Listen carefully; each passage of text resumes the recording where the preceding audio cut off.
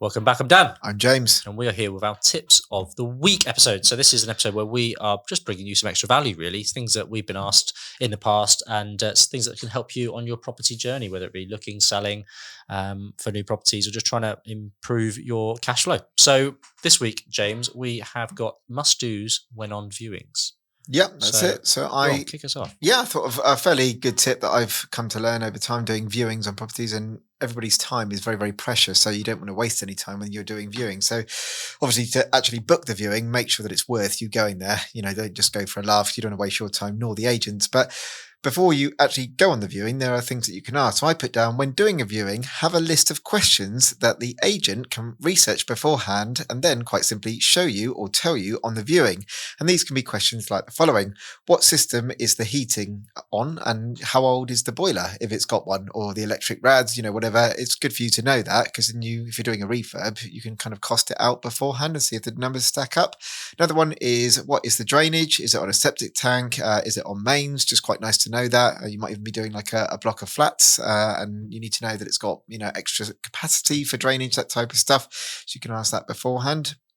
Another one we got is there a lease on the property? And if so, how long has it got left on it? So for me, as a general rule of thumb, I don't really like going on anything that's kind of less than maybe 300 years left on the lease, because I know that lenders, mortgage companies, they don't like it when it's below sort of 300. When you start getting ones where it's got, you know, 120 years on the lease, they just don't like lending on it. So for me, that's a big no-no. So I want to know from, you know, kind of day one, what's the lease like? Otherwise I won't bother wasting the time to go and view it. So you can ask that. And also, as we know, in Cornwall, it's not uncommon to have buildings that are, you know, having mundic with a weakness of concrete aggregate.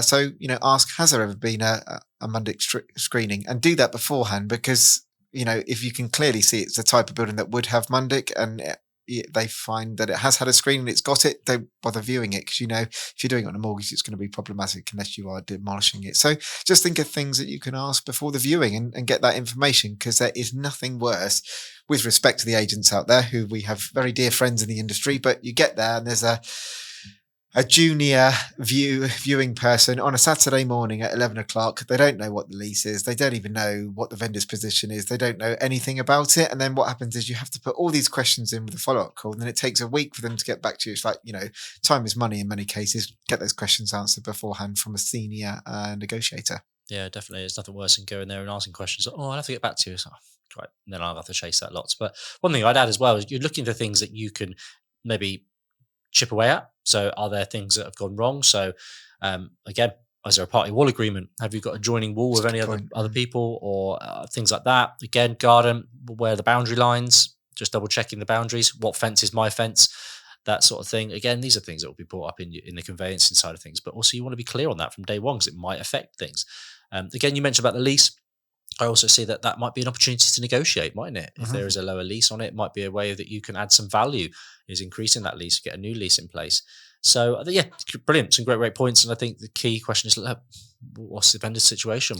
What's their position? Took the words out of my mouth. That's a really good one, just because, you know, let's be honest, nobody wants to pay full price for a car, for a house, whatever it is you're buying. But, you know, if you're looking at the numbers and you're thinking that definitely I cannot make this stack up with that cost of the house, let's call it 300,000, ask that question, is the vendor willing to take any offers below? Because if they say absolutely not, he's fixed price, or she has got fixed price, and they will hold this property for 3 years until they get what they want, or they just take it off the market, then you know you can't pay that. What's the point in going? Yeah. Time is precious. It might be offers over a set price. We've had that in the past as well, isn't it? You've got a little hook to get you in the place, but as soon as you start negotiating, it's on well, no chance we go anywhere near the price it's on the piece of paper here. Yeah. It's actually, we want offers over that, so make it clearer. So again, you're just trying to clear what exactly you could get the property for, and is it actually something of a value to you?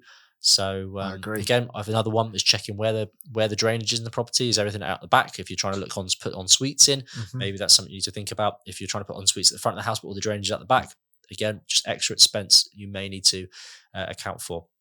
There's plenty of things there to really get your teeth into. But again, if you've got any other questions, please do get in touch with us, and we'll look forward to hopefully helping you on a Q&A session that we've got in a few weeks' time. But I don't think there's anything else to add on that one. No, that's everything from me as well. Brilliant. Well, guys, hope you got some value. Any other questions, please do get in touch. And for this week, that's a goodbye from me. Bye from me.